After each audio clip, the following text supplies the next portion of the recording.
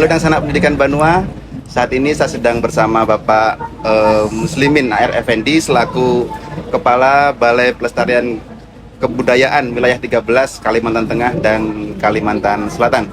Apa kabar Pak Muslimin? Baik, alhamdulillah. Terima kasih Bapak sudah berkenan meluangkan waktu. Kali ini kita akan bincang-bincang terkait dengan stand pameran BPK Pak ya. Mungkin bisa diceritakan Pak, dalam pameran ini, pameran Bulan Merdeka Belajar ini, apa yang ditampilkan, dipamerkan atau ditonjolkan oleh stand pameran BPK ini Pak? Ya. Pameran yang kita ikuti kali ini menghadirkan beberapa hasil kerja yang telah dilakukan oleh BPCP atau BPK 413 di wilayah kerja Kalteng Kalsel, yaitu berupa progres yang telah kita capai dalam hal melakukan pembugaran pada beberapa bangunan cagar budaya. Jadi karena kami tidak bisa membawa objeknya, bendanya, maka yang dipamerkan adalah foto-fotonya. Foto-fotonya. Itu yang pertama. Yang kedua, kami juga menampilkan potensi tinggalan cagar budaya yang ada di Kalimantan Selatan dan Kalimantan Tengah. Di dua wilayah kerja kami ini yang paling besar potensinya dan justru ada di Kalimantan Selatan.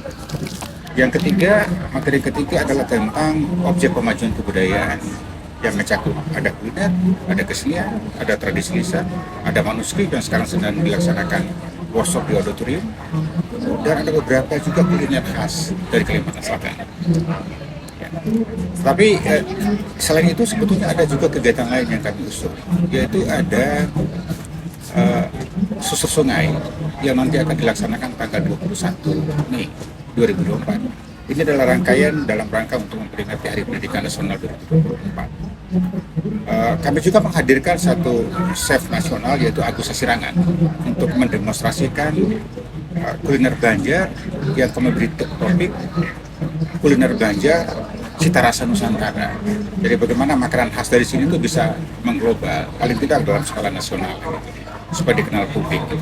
Jadi bukan hanya contoh Banjar yang ditampilkan, tapi juga ada banyak ragamnya. Baik, terima kasih Pak. Lalu apa tujuan atau harapan Pak BPK menampilkan pameran tersebut Pak? Ini adalah bagian dari upaya kami untuk mendiseminasi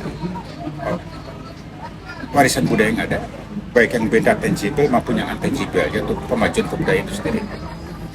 Karena banyak di antara kita sebetulnya yang tidak tahu persis apakah tinggalan yang ada di sekitar mereka itu menjadi bagian dari warisan budaya atau tidak. Nah, pameran ini sebetulnya ingin memberikan penjelasan singkat kepada pengunjung bahwa cagar budaya ataupun objek pemajuan budaya sebetulnya ada di sekeliling kita.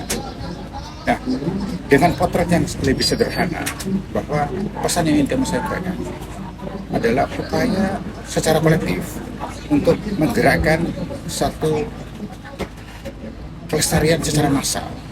Jadi upaya pelestarian warisan kebudayaan itu tidak hanya dibebankan kepada masyarakat, kepada pemerintah selaku regulator dan fasilitator, tapi juga diserahkan atau dilibatkan masyarakat secara luas.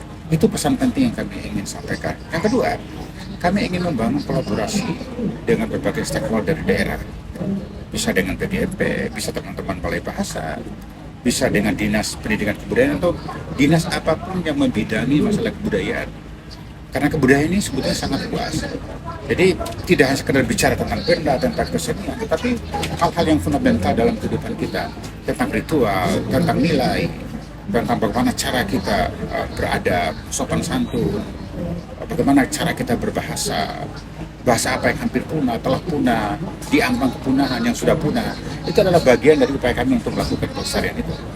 Tapi kerja-kerja pelestarian ini sebetulnya kami mempunyai misi sendiri yang tidak beririsan atau tidak bersebelahan dengan kerja-kerja upaya terkait, misalnya Balai Bahasa.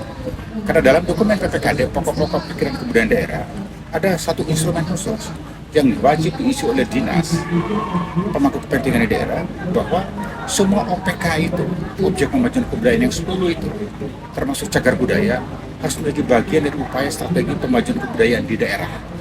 Dengan cara itu, maka strategi pengembangan kebudayaan itu menjadi semacam tolak ukur untuk melihat arah bagaimana sebutnya roadmap yang mereka susun, pemerintah susun dalam rangka untuk meningkatkan pemajuan kebudayaan di daerah. Itu sebetulnya message yang kedua dari pameran.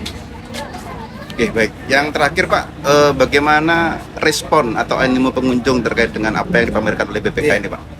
Saya bersyukur sih teman-teman telah mengundang kami BGP terutama BPMP maaf sebagai leading sektor yang menggerakkan kegiatan ini. Kami bersyukur diberi kesempatan untuk memperkenalkan capaian-capaian yang telah dilakukan oleh BPK Wilayah 13. Ini adalah upaya serius yang kami lakukan, dan ke depan saya berharap kami juga dilibatkan kembali untuk kegiatan yang sama dengan model kegiatan mungkin yang agak variatif gitu ya. Dan dengan cara ini kami bisa lagi-lagi untuk semacam mempromosikan warisan budaya yang ada di daerah ini. Oke, baik. Terima kasih Pak atas informasi Sama-sama. yang disampaikan. Itu tadi bincang-bincang kita dengan Bapak Muslimin Effendi selaku Kepala BPK Wilayah 13 Provinsi Kalimantan Tengah dan Kalimantan Selatan. Sampai ketemu lagi di podcast berikutnya.